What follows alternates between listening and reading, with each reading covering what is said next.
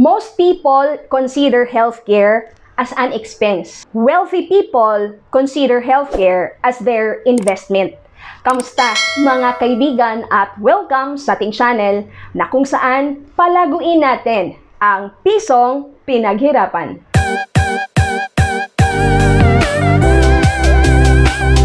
Ang Kaiser Saving Program ay isang long-term healthcare saving plan na maaaring makapag-save sa'yo in the future. Ngayon, hindi mo ito kailangan kung number 1, kung hindi ka tao.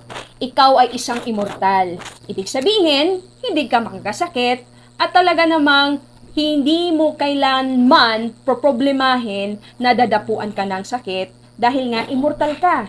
Tao lamang ang magkakasakit, kaya kung halimbawa hindi ka tao, hindi mo kailangan ng Kaiser Health Saving Plan. Pangalawa, kung sigurado mong hindi ka magkakasakit dahil super healthy ka at talaga naman sa pamilya ninyo, never pang may na-ospital, never pa talagang may nadapuan ng sipon, may nadapuan ng lagnat, never pa talagang nakapasok sa ospital, sigurado ka talaga 100% na hindi ka magkakasakit, kaya hindi mo kakailanganin ang isang healthcare saving account.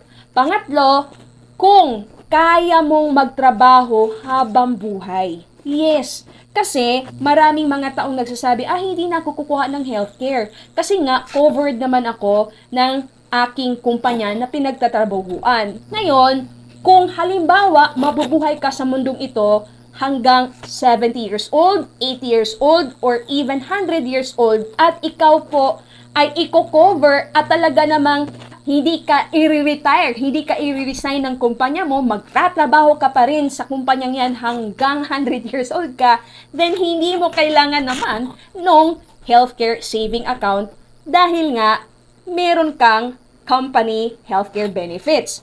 Pang-apat, kung sasagutin lahat ng gobyerno ang hospital bills mo, 'di ba? Kung sigurado ka na kapag ikaw ay na-ospital, talaga namang wala kang pera na ilalabas sa iyong bulsa dahil lahat ng gastusin sa iyong pagpapa-ospital ay sagot lahat ng gobyerno, then hindi mo kailangan ng health saving account.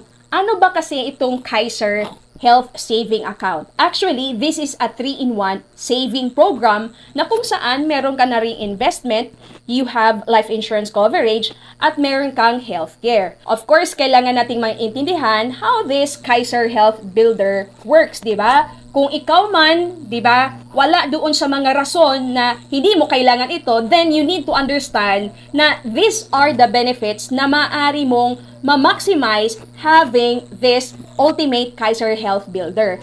Now, ito po ay iyo lamang pag-iipunan sa loob ng 7 taon. Yes, napakaikli lang yung panahon na ikaw ay mag-iipon para magkaroon ka ng long-term healthcare benefits na maaari mo talagang magamit at ma-maximize kapag ka ikaw ay tumanda na. Now, within that years of saving, 7 years, you are covered with insurance. Meron kang healthcare benefits and you have to take note, yung healthcare benefits mo during dito sa first 7 years, of course, meron lang po yung limit. Depende doon sa saving plan na iyong napili at kapag ikaw ay nakapaghulog ng at least 12 months doon sa iyong Kaiser Saving Program, you are now qualified to avail of the annual physical examination and dental benefits. And of course, kailangan nating tandaan dito, ang pre-existing illnesses are not covered during sa first 7 years. Now, pagkatapos mong maghulog sa loob ng 7 taon, wala ka nang kailangan pang babayaran on the 8th year, but you are still covered with insurance, may healthcare benefits ka, at yung healthcare benefits mo dito, hindi na siya fixed, di ba? Magdidepende na yon dahil nga on the 8th year, magsisimula ka na rin magkaroon ng investment income, di ba? From 3% to 10%, yan po ang magiging earnings. And syempre, yung mga pre-existing illnesses, mga dreaded diseases, and of course, no, pati na rin yung maternity benefits, ay kasama na or kumbaga maaari nang i-avail or covered during sa 8th year onwards. Ngayon, pagdating ng maturity, syempre, yung iyong Ultimate Kaiser Health Builder will be good as cash. Ibig sabihin, you can withdraw the whole amount of money, di ba? Or maaari na yung kalahati lamang ng iyong investment amount, di ba? Yung naipon mong pera na meron na rin interest, yun yung pwede mong i-withdraw para ma-enjoy mo. At yung remaining na fund, maaari pa yung magkaroon ng interest, mag-earn pa siya. Tapos, kung halimbawa, hindi mo talaga yung ginalaw dahil inumpisahan mo to nung ikaw ay bata pa, then you will have that so-called yearly lifetime healthcare benefits kapag ikaw ay matanda na. Ang benefit talaga nitong Ultimate Kaiser Health Builder ay kapag ikaw po ay matanda na at talaga namang mas kakailanganin mo na yung mataas na healthcare coverage, di ba? So, magkakaroon ka nung, di ba? Halimbawa, you started this Ultimate Kaiser Health Builder at age 22.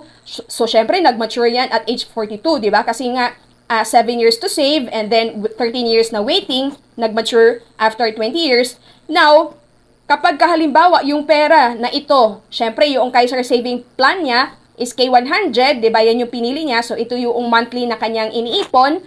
Ngayon, kapag yung pera na ito ay kanya pang in-stay sa Kaiser, at the age of 60, magiging 6.4, di ba? Magko-compound pa. At kapag hanggang age 65, na magiging 10.4. At dito natin makikita na meron siyang tinatawag na yearly lifetime health benefits at age 60 na 648,000 or 1 million. Pagdating ng age 65, yan na po yung magiging yearly healthcare benefits niya. Of course, kapag tayo po ay nag-withdraw ng ating pera dito, syempre, mababawasan din naman yung magiging healthcare benefits natin pagdating ng mga ganitong edad, di ba? So, again, titingnan mo ito na naglalaan ka na ngayon ng pera na ito ay gagamitin mo lamang, of course, no, kapag ikaw po ay tatanda na, magre-retire, ma-hospital, syempre, ito na nga yung tinatawag natin na meron kang short-term healthcare benefits dito, di ba? So, with this saving plan, fixed of 60,000 per year ang coverage mo dyan. Syempre, diba? So, pagdating ng 8th year, so magdidepende na yon kasi nga, meron na rin siyang kasamang investment return. So, the health saving plan mo ay nagva-vary na every year. Kapag wala doon sa mga reason na hindi mo to kailangan, then you have to consider having this kind of saving program para merong magsasalba sa'yo sa panahon na kakailanganin mo na talaga ito. Huwag mong hayaan na yung mga naipundar mo katulad ng bahay ay iyong maibenta dahil lang inignore mo yung pagkuha ng isang long-term health saving plan.